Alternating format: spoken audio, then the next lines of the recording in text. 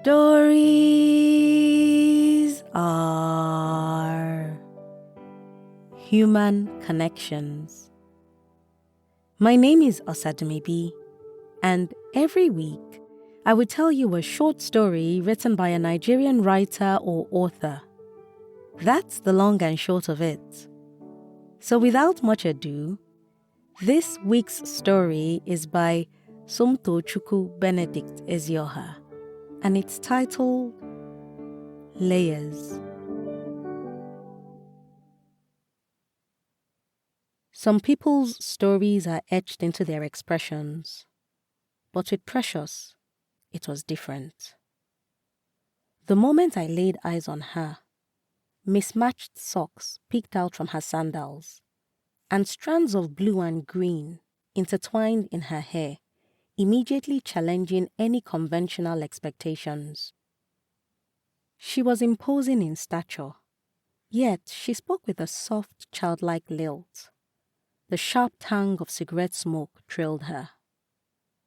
In a hostel echoing with whispers growing into roars, Precious stood as an enigma, drawing people towards her like a magnet.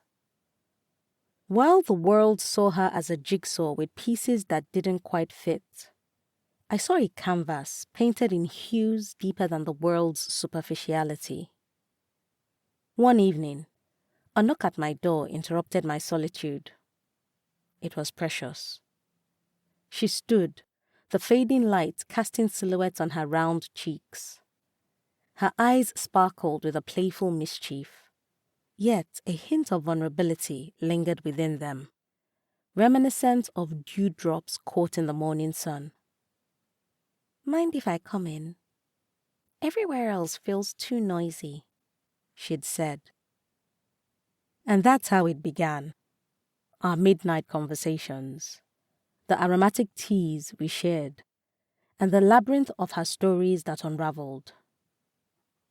One evening, as we chuckled about a college prank, her laughter briefly wavered, hinting at an underlying pain she quickly hid behind another amusing tale. In one tea session, she leapt from tales of childhood mischief to turbulent teenage trials, then soared into dreams of her future as though she held lifetimes within her years. Each tale revealed a new facet, a rain-soaked Precious dancing carefree, another quietly shedding tears into her pillow, and yet another defiant in the face of bullies. One of the most moving tales she told was of a rainy evening when she danced on the streets, letting go of her fears and her inhibitions, truly embodying the freedom she felt in that moment. As she danced, children from the estate joined her, turning a simple, spontaneous act into a communal celebration. That was Precious for you.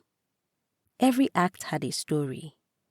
Every story was a part of her. Her distant gaze would traverse unseen horizons as she spoke, her voice a melody accompanied by the soft chorus of our clinking teacups.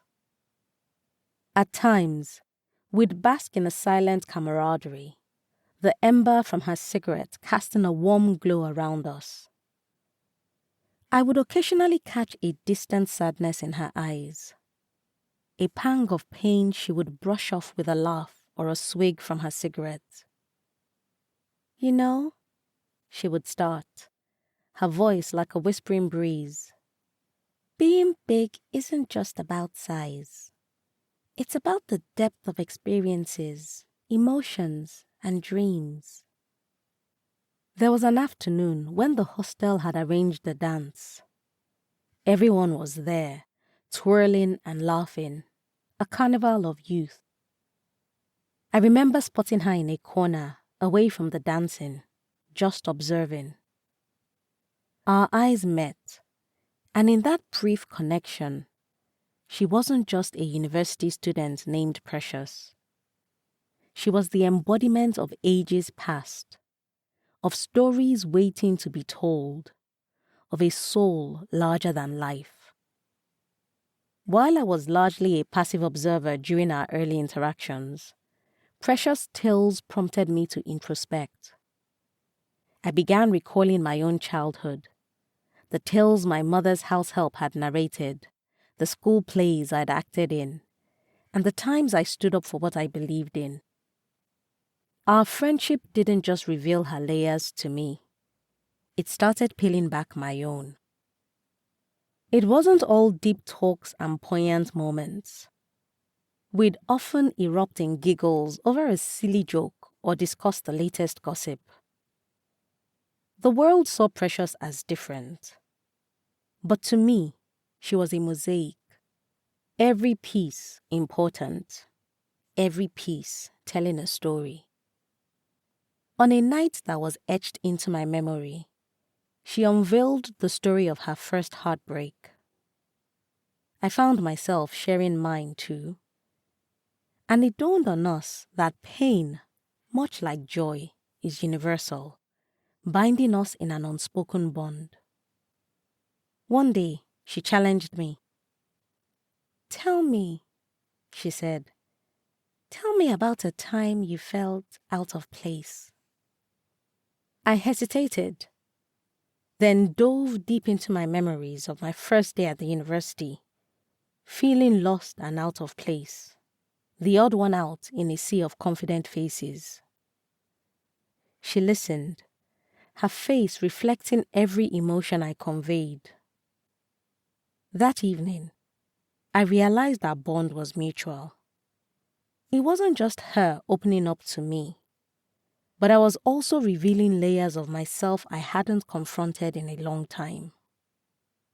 As our university days slowly came to an end, I came to realize that our bond was forged not in the similarity of experiences, but in the depth of understanding.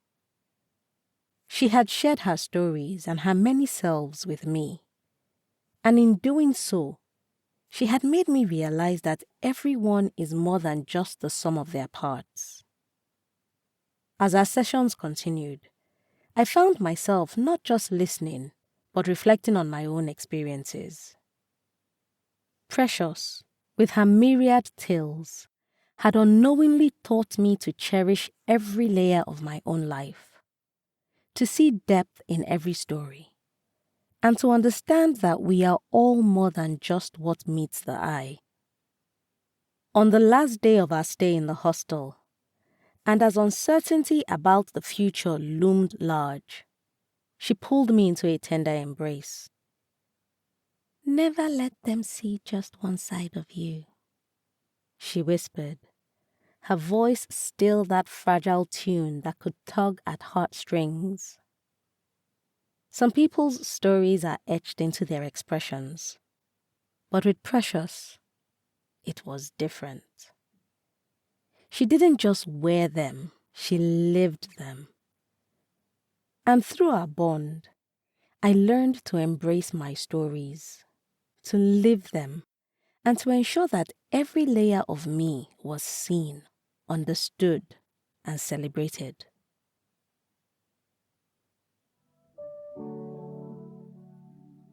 Somtoochukwu Benedict Ezioha is known for his work in AI and digital marketing, as well as his love for literature in Nigeria. He lives in Awka, Anambra State.